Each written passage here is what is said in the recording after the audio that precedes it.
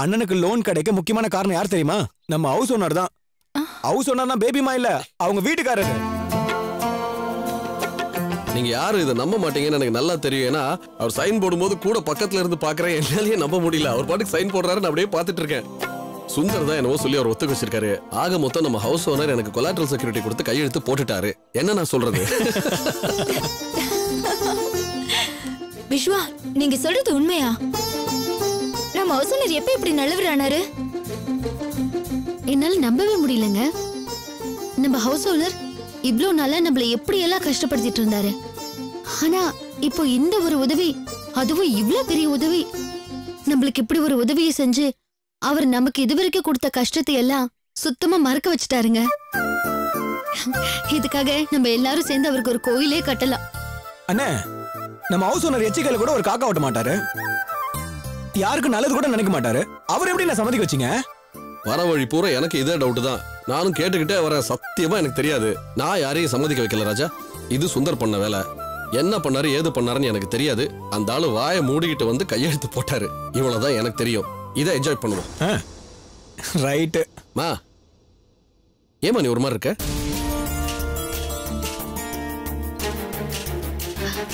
அத்தை, இந்த நேரம் எங்க எல்லாரையும் விட நீங்க தான் அதிகமா சந்தோஷமா இருக்கணும்.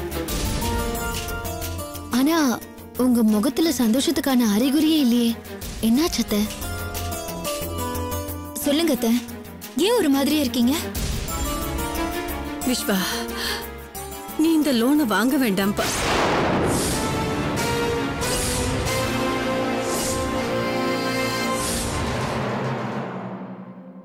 இப்போதைக்கு நீ எந்த பிசினஸும் ஆரம்பிக்க வேண்டாம்ப்பா.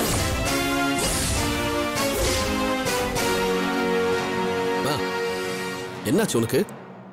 ஏன் இப்படி எல்லாம் உளறிட்டு இருக்க? ஏங்க அத்தை கிட்ட கோவப்படுறீங்க?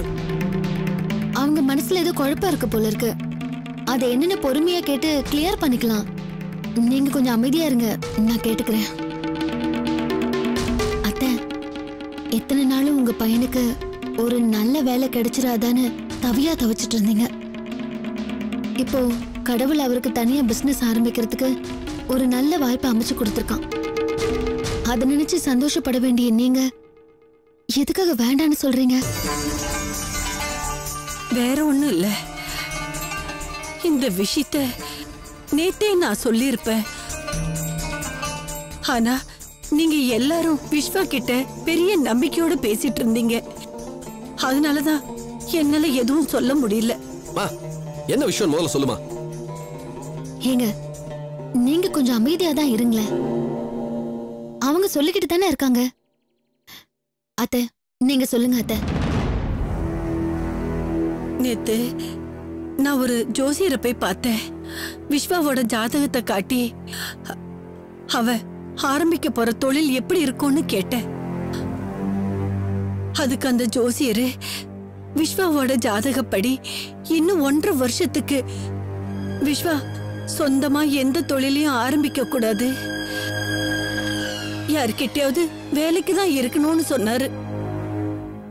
மீறி தொழில் ஆரம்பிச்சா மொத்தமா மூழ்கிடும்னு சொன்னாரு. அதனாலதான் நான் எதனாலதான் நான் விளையாடிட்டு இருக்கியாமா? எத்தனை பேர் இதுல சீரியஸா இன்வால்வ் ஆயிருக்காங்கன்னு தெரியுமா உனக்கு? 5 பைசா காசு வாங்காம அந்த புரோக்கர் நம்ம கூட பழகின தோஷத்துக்காக என்ன கூட்டிட்டு போய் ஒரு லேண்ட் ஓனர்ட்ட இன்ட்ரோடியூஸ் பண்றாரு. அந்த லேண்ட் ஓனர் இவர் சொன்ன ஒரு வார்த்தைக்காக அந்த லேண்டை எம்பேர்ல பவர் ஆஃப் அட்டர்னி எழுதி கொடுத்து நீ இதுல பில்டிங் கன்ஸ்ட்ரக்ட் பண்றாரு என்ன நம்பி கொடுக்குறாரு. இந்த ஹவுஸ் ஓனர் வாழ்க்கையில் அவர் யாருக்காவது நல்லது பண்ணாருன்னு சொன்னா அவர் பொண்டாட்டி கூட நம்ப மாட்டாங்க. அவர் வந்து எனக்காக 20 லட்சம் ரூபாய்க்கு கொலாட்ரல் சைன் பண்றாரு. நேத்து வரைக்கும் லோன் தர மாட்டேன்னு சொல்லிட்டு இருந்த பேங்க் மேனேஜர் இன்னைக்கு எவ்வளவு வேணா வாங்கிக்கங்கிறாரு. இத்தனை பேர் இதுல சீரியஸா இன்வால்வ் ஆகி இவ்வளவு தூரம் கஷ்டப்பட்டு ஒரு வேலையை பண்ணிக்கிட்டு இருக்கோம். சர்வ சாதாரணமா ஏதோ ஜோசிகாரனை பார்த்தே மந்திரவாதியை பார்த்தேன்னு சொல்லிட்டு இருக்கேன். இல்லடா, நான் சொல்ல வந்தது. ப்ளீஸ்மா, தயவு செஞ்சு இந்த காலத்துல இதெல்லாம் நம்பாதீங்க. ஆமாமா, ஜோசியம் ஜாதகம்லாம் இந்த காலத்துக்கு தேவையில்லாத ஒரு விஷயம். கஷ்டப்பட்டு உழைக்கிறவன் கண்டிப்பா முன்னுக்கு வருவான், அவ்வளவுதாம்மா. மத்தபடி வேற எதுவும் இல்லம்மா. இல்ல மகேஷ், என்னதான் உலகம் மாறினாலும் இந்த மாதிரி விஷயங்கள்லாம் எப்பவுமே மாறாது. அதனால அத்தையோட வார்த்தைக்கு மதிப்பு கொடுத்துதான் ஆகணும். நீங்க சும்மா இருங்க. நீ எரியிற விளக்குல எண்ணெய் ஊத்திக்கிட்டு இருக்கீங்க. நந்தினி அண்ணி, நீங்க சொல்லுங்க, இந்த காலத்துல ஜோசியம் இதெல்லாம் நம்பலாமா? இல்ல, எனக்கு என்ன சொல்றதுன்னே புரியலங்க. இதுல என்னமா குழப்பம்? இவ்வளவு நேரம் நீங்க எல்லாம் பேசிட்டு இருந்தா நான் கேட்டுட்டு தான் இருந்தேன். சம்பந்தியம்மா பயத்துலயும் நியாயம் இருக்க. வாங்க மாமா. இவ்வளவு நேரம் அம்மா இப்ப நீங்களா? இருங்க மாப்பிள்ள, நானும் உங்களை மாதிரி தான். எனக்கு இந்த ஜோசியத்துல ஜாதகத்துலலாம் நம்பிக்கையே கிடையாது. இருந்தாலும் ஒரு ஃபார்மாலிட்டிக்கா இதெல்லாம் பார்க்கணும்ல. அப்புறம் எதுக்கு மாமா அம்மாவுக்கு சப்போர்ட் பண்ணிக்கிட்டு இருக்கீங்க? இல்ல மாப்பிள்ள, பொதுவா இந்த மாதிரி ஒரு நல்ல காரியத்தை ஆரம்பிக்கும் போது இவ்வளவு பெரிய குழப்பம்லாம் வரவே கூடாது. அப்படி வந்துருச்சுன்னா முதல்ல இந்த குழப்பத்தை கிளியர் பண்ணிடணும். கிளியர் பண்றதுன்னா எப்படி? ஒரு 2 வருஷம் கழிச்சு இந்த ப்ராஜெக்ட் ஆரம்பிக்கட்டுமா? லேண்ட் ஓனர்ல இருந்து எல்லாரையும் வெயிட் பண்ண சொல்லுவோம். இல்ல மாப்பிள்ள, நான் அப்படி சொல்ல வரல. சில நேரம் உடம்பு சரியில்லைன்னா நம்ம டாக்டர் கிட்ட போறோம். அந்த டாக்டர் சொல்ற விஷயத்த நம்மளால ஏத்துக்க முடியலன்னா செகண்ட் ஒப்பீனியன் இன்னொரு டாக்டரை போய் பார்க்கறோம் இல்லையா? அது மாதிரி தான் இதுவும். இந்த ஜோசியர் சொல்றதுல நமக்கு நம்பிக்கை இல்லைன்னா இன்னொரு ஜோசியரை போய் கன்சல்ட் பண்றதுல எந்த தப்பும் இல்லையே. ஓ பண்ணலாமே. டெய்லி ஒரு ஜோசிய கரண்ட் போயிட்டு இருப்போம். அவனுக்கு தோணுதை சொல்லுவான். அதுக்கு தகுந்த மாதிரி நம்ம வேலையை பார்ப்போம். சரியா? இல்லங்க, அப்பா சொல்றது கரெக்ட் தான். நம்ம இன்னொரு ஜோசியர் கிட்ட போய் பார்த்தா நிச்சயம் ஒரு தெளிவு கிடைக்கும்னு தோணுது. ஒருவேளை அவரும் இதே சொன்னாருன்னா அதுக்கு என்ன பரிகாரம்னு கேட்டு அந்த பரிகாரத்தை நிறைவேற்றிட்டு அதுக்கப்புறம் நீங்க பிசினஸ் ஆரம்பிச்சிடலாம். அத்தை, நீங்க என்ன சொல்றீங்க? சரி, சம்மந்தி சொல்ற மாதிரி அந்த ஜோசியரை போய் பாத்தரலாம். நீ போய் விஸ்வாவோட ஜாதகத்தை எடுத்துட்டு வா. இப்பவே போய் பாத்தரலாம். சரிங்க அத்தை.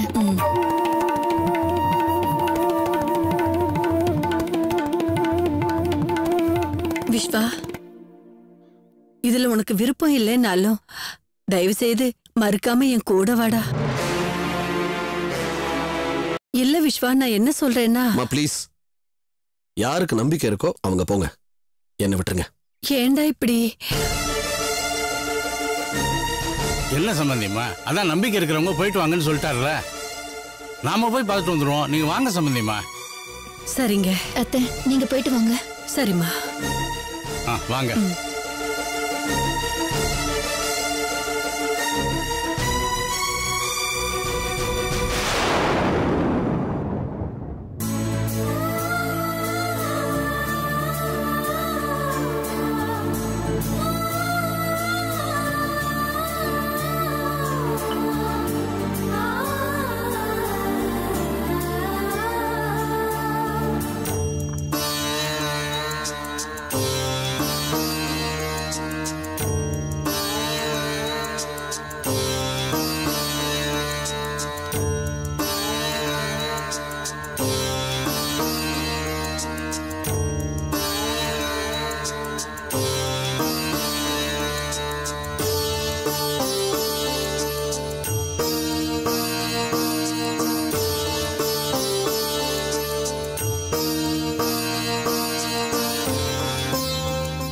ஜோசியரே சொல்லுங்க, இந்த ஜாதகத்துல அந்த ஜோசியர் சொன்ன மாதிரி ஏதாவது பிரச்சனை இருக்கா?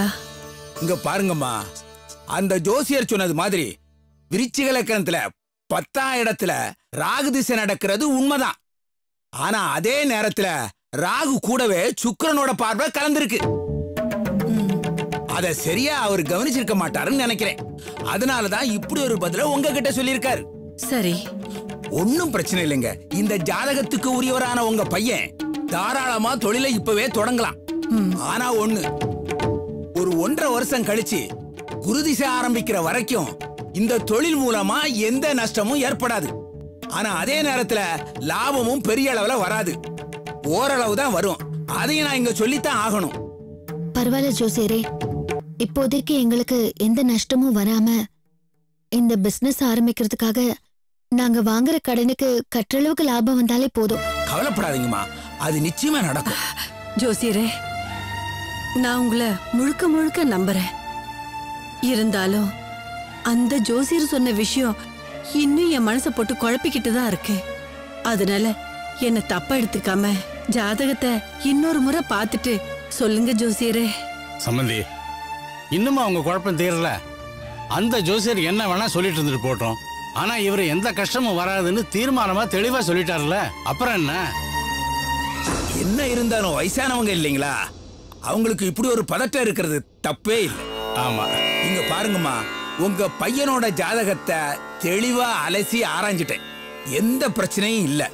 இப்போ உங்க பையன் தாராளமா தொழில ஆரம்பிக்கலாம். சரிங்க. 1.5 வருஷம் முடியற வரைக்கும் பெரிய அளவுல லாபம் வரலனாலும் கூட 1.5 வருஷம் முடிஞ்ச மறுநாளே உங்க பையன் இந்த ஊர்லயே நம்பர் 1 கோடீஸ்வரன் ஆகிறதுக்கு வாய்ப்பு இருக்குமா? போதுமா?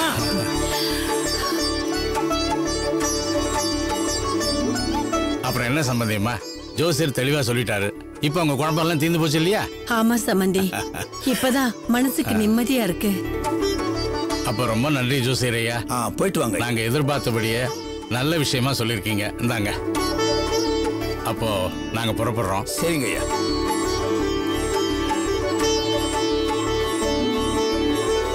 இந்தாங்கம்மா. போயிட்டு வரங்க. போயிட்டு வாங்க.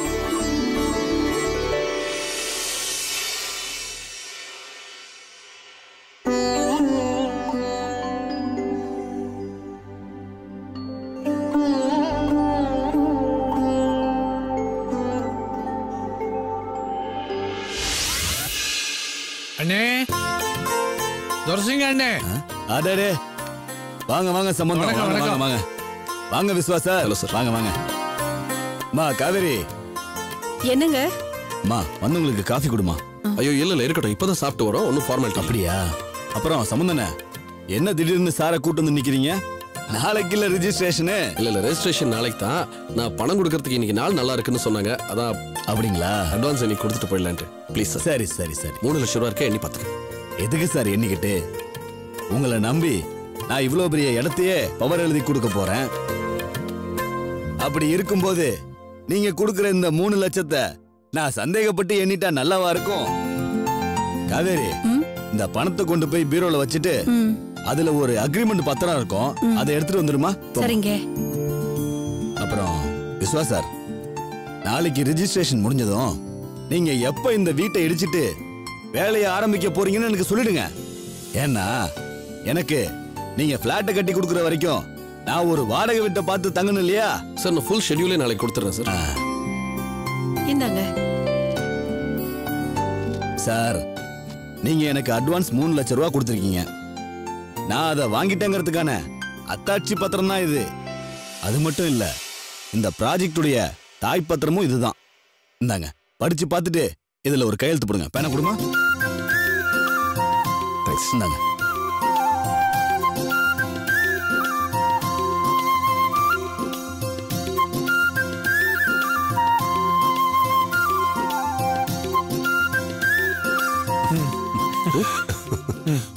Best of luck. கையெழுத்து போடுங்கண்ணே. தேங்க்ஸ்.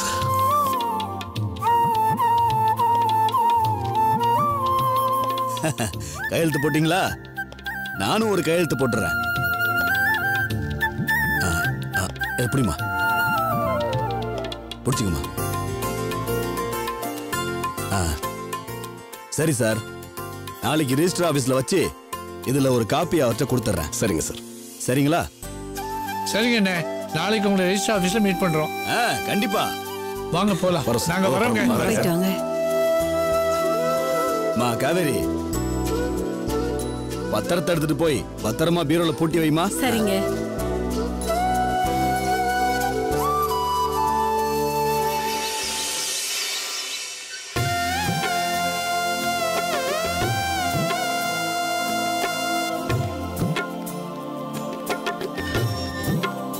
அண்ணே, நான் மறுபடியும் சொல்றேன்னு நினைச்சுக்காதீங்க. ரொம்ப ரொம்ப தேங்க்ஸ். ஆனா ஒரு விஷயம் நல்லா கேட்டுங்க. நீங்க வந்து பழக்க வழக்கத்துக்காக ஒரு ஃப்ரெண்ட்லியா கூட இதை நீங்க பண்ணிருக்கலாம். ஆனா இது உங்க தொழில். இந்த தொழில கமர்ஷியலா எனக்கு உபயோகப்படுற மாதிரி ஒரு நல்ல விஷயத்த நீங்க எனக்கு செஞ்சிருக்கீங்க. இதுக்கு உங்களுக்கு நான் கண்டிப்பா கமிஷன் கொடுத்து ஆகணும். நீங்களும் அதை வாங்கிக்கிட்டு தான் ஆகணும். விஸ்வாசா? இல்ல ஒரு நிமிஷம், நான் முடிச்சிடுறேன். எனக்கு இப்ப தற்போதைய நிலைமையில என்னால உங்களுக்கு கமிஷன் கொடுக்க முடியும்னு தோணல. ஆனா ப்ராஜெக்ட் முடிஞ்ச உடனே இதுக்கெல்லாம் சேர்த்து வச்சு நான் உங்களுக்கு கொடுத்துருவேன். இத பாருங்க சார், உங்ககிட்ட கமிஷன் எதிர்பார்த்து நான் இந்த ப்ராஜெக்டை உங்களுக்கு கமிட் பண்ணி விடல. நம்மளோட பழக்க வழக்கத்தை நினைச்சு தான் நான் இதை பண்றேன். அதனால என்ன, அடுத்த ப்ராஜெக்ட்ல இதை போல டபுள் பங்கு நான் வாங்கிட்டு போறேன். வாங்க சார் போலாம். அடுத்த ப்ராஜெக்ட் மட்டும் இல்ல சார், இனி பண்ண போற எல்லா ப்ராஜெக்டும் நம்ம சேர்ந்து தான் பண்றோம்.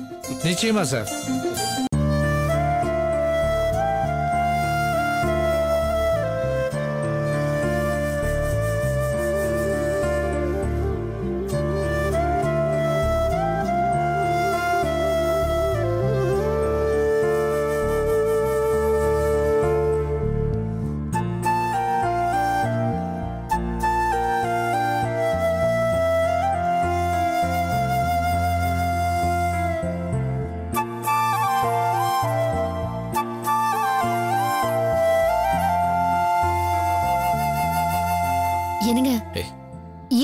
நின்னுட்டு இருக்கீங்க?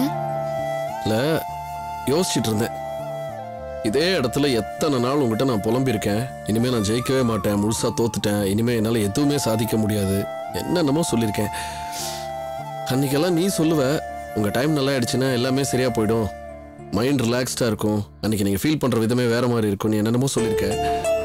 ஹவு ட்ரூ இட் இஸ்ன்னு இப்போதான் புரியுது.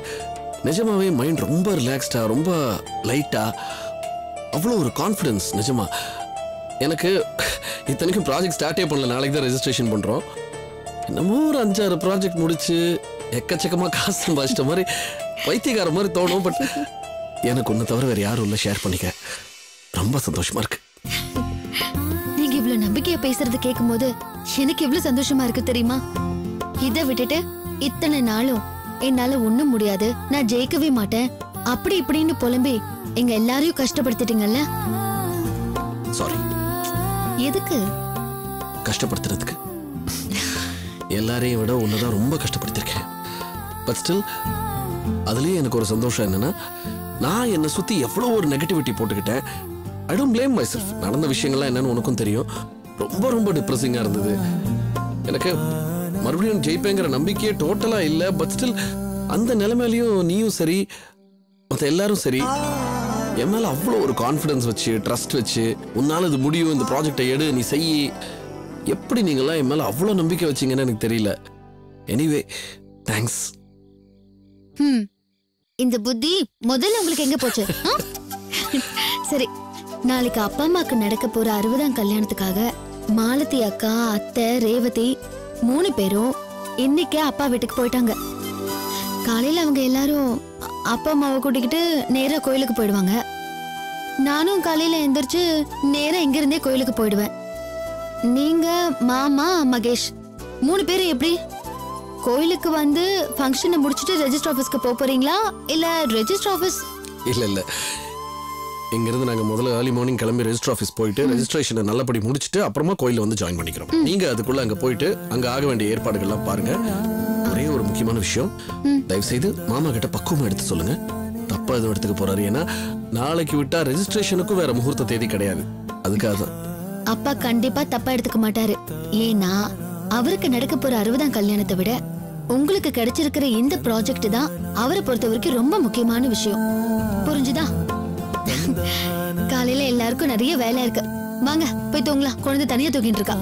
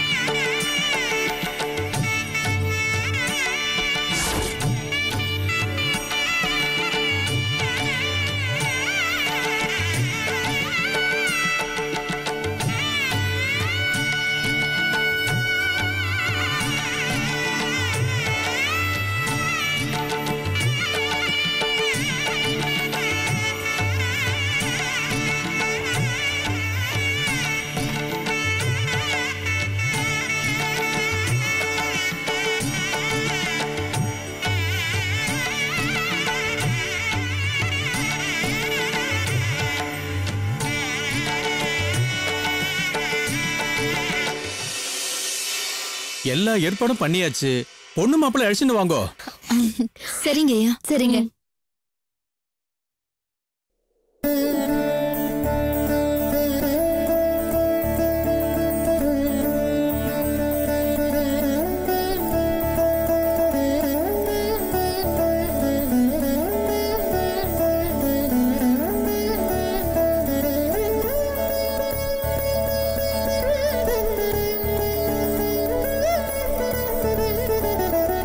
Excuse me. வாமா. மாப்பிளையும் பொண்ணு ரெடியா? என்ன பாக்குறீங்க? சாமி கும்பிட்டாச்சுல்ல, சீக்கிரம் வாங்க. ஐரி உங்களை மணமேடைக்கு கூட்டிட்டு வர சொன்னாரு. ஏய், இப்ப எதுக்குடி அவசரம்? மாப்பிள்ளைங்க 3 பேர் வந்துடட்டும். ஓ, நான் கூட நீங்க 2 பேரும் நல்ல பக்தியோட தான் சாமி கும்பிடுறீங்கன்னு நினைச்சேன். ஆனா இப்பதானே புரியுது, உங்க மாப்பிள்ளைங்க 3 பேரும் வர வரைக்கும் சும்மா டைம் பாஸ் பண்றதுக்கு சாமி கும்பிடுற மாதிரி சீன் போட்டுட்டு இருக்கீங்களா? ரேவதி, சாமி கும்பிட வந்துட்டு என்ன பேச்சு பேசிட்டு இருக்க? சீன் அது இதுன்னுட்டு நல்லா இல்ல, தப்பு இல்ல? ஹலோ மாப்ள சார், இன்னைக்கு உங்களுக்கு கல்யாணம். இப்படி எல்லாம் டென்ஷன் ஆக கூடாது. Cool cool. ரொம்ப ஹாப்பியா இருக்கணும், புரியுதா? ரேவதி, டோரை க்ளோஸ் பண்ணு. பொண்ணு மாப்பிளைய மணமேடை கூட்டிட்டு போகணும். இங்க பாரு ரேவதி, நீ மாப்பிளைய கூட்டிட்டு வா, நானும் நந்தினியும் பொண்ணு கூட்டிட்டு வரும்.